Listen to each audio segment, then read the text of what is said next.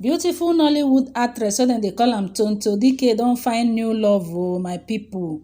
The name of im new love im name na Prince Kpokpogri and na politician na im the man be o my pipo. Pipo come dey laugh o because of the way the name be. I no fit laugh o even when I hear the name sef the name make me laugh. Alright so na welcome to my channel. This is Maureen Gist TV. If you are watching me for the first time, my people, make una hit the subscribe button or make you click the bell notification for more ogbonge gist, so for more Naija tori. And if you are my returning subscribers, I say thank you. God bless you. All right, so my people, make we dive into this gossip. When I see this man, one dey see for this photo, for this picture, im name na Prince Kpokpogri, and the man na politician. Na im be the new person wey be say Tonto Dike don come flood for social media when e be say Tonto Dike wish the guy happy birthday. The guy dey celebrate birthday, so Tonto Dike don show the whole world, e don show Nigerians say yes, im don move forward o, im don move on, im don move on. I know say Tonto Dike na Nollywood actress when e be say im bin don marry before. He was married to Olakunle Churchy, and two of them get one pikin wey dem dey call King Andre.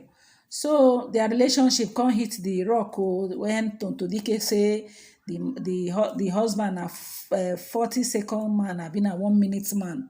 Say the guy dey do yahoo yahoo, no sort of things wey be say Tonto Dike no come social media come talk o. He say the man dey treat am anyhow, no be small thing.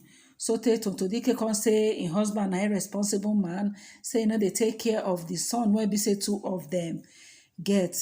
Meanwhile, Olakunle Churchy, according to him o, im no answer Tonto Dike when Tonto Dike accuse am say im na yahoo yahoo na im dey do.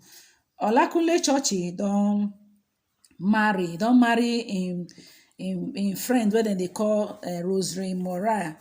Rosary Morea na Tonto Dike friend. According to wetin dem talk, dem say he and Tonto Dike na friend before, and then this Rosary na Olakunle Churchy personal assistant. Una know say Tonto Dike say na the thing when e be say e dey cause gbegerity for their marriage be say that im former husband wey dem dey call Churchy dey date Rosary Morel when na im PA. So when they come ask Morel say, na true say you dey pour sansan for Tonto Dike marriage, you dey cause kasala for their marriage? He say no, na so he deny, climb ceiling, say im no do o. Say he and Olakunle Churchy dem be like brother and sister. Say if una say im dey sleep with im brother, if he dey sleep with Olakunle Churchy, na im be say una fit just tell am say na im be say e be like say na im brother im dey sleep with. He say im see Olakunle Churchy like im brother o. My people, no do o, my correct people, before you know wetin happen. Na so brother and sister dey come marry o, they don even born, no be small thing o. Na so they go come dey pepper Churchy and Rosary. Na so they go come for social media dey pepper Tonto Dike o, dey show Tonto Dike say yes. Even there was a time wey be say Olakunle Churchy come say God don give am everything when he lost, he don replace everything when he lost. E mean say as Tonto Dike leave am, as he carry im pikin go, God don give am Rosary and im don born boy pikin. So God of restoration don, Baba God when dey restore everything wey person don lost, don restore back to am. Tonto Dike no send dem o, Tonto Dike no ask dem wetin dem carry. Tonto Dike don move on, Tonto Dike dey do well. Tonto Dike, I no tell una lie, of recent Tonto Dike don be decent woman, as in if you dey count most of the Nollywood actress wey be say dem fall for the category of decency, Tonto Dike na one of them, because Tonto Dike na philanthropist.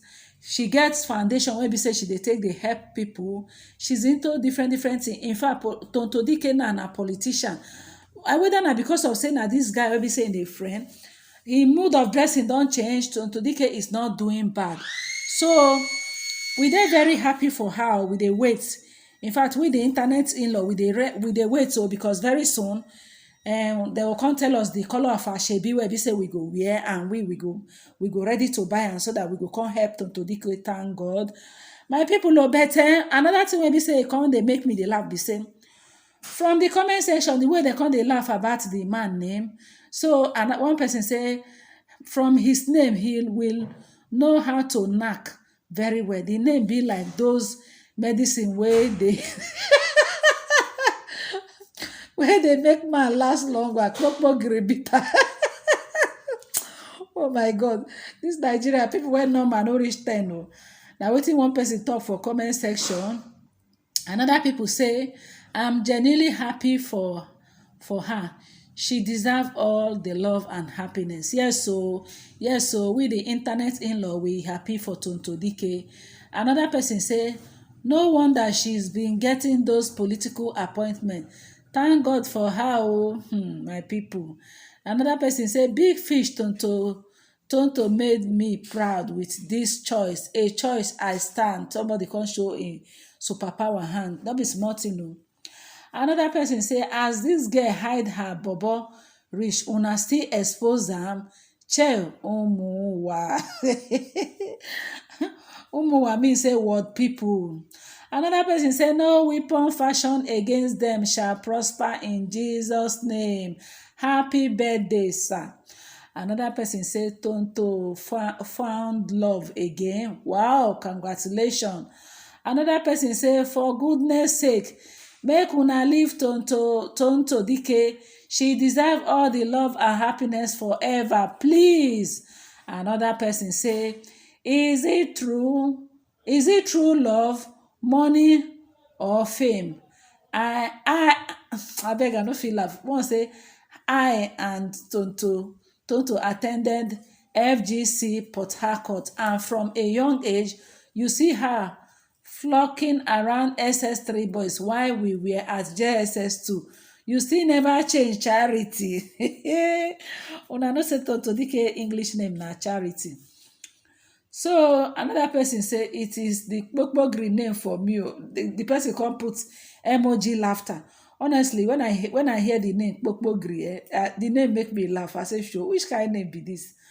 So another person said, we don't want to hear 5-second man later to avoid hot slap. So what a lot of people they advise Tonto Dike be saying, make they very, very happy for her, but may she keep this relationship out of social media, because social media gets a way of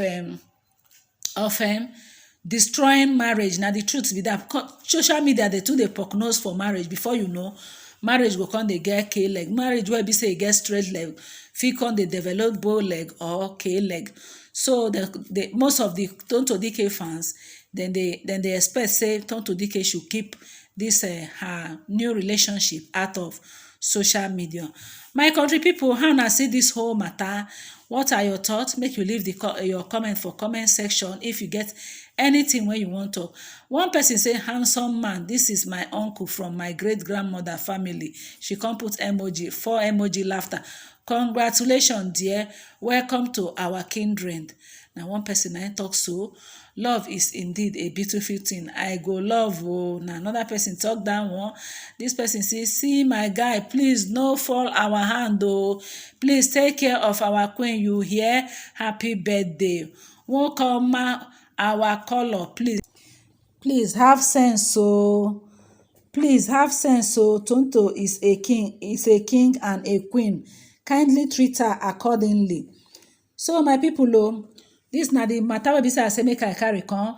Congratulations to our beautiful Nollywood actress, and then they call am Tonto Dike. Tonto Dike deserve all the happiness. Abeg, if you are happy for Tonto Dike, make you drop your comment for the comment section. Make we hear your opinion. This is Maureen Gist TV. Abeg, I go dey bring una more update. Have a wonderful day. Una do.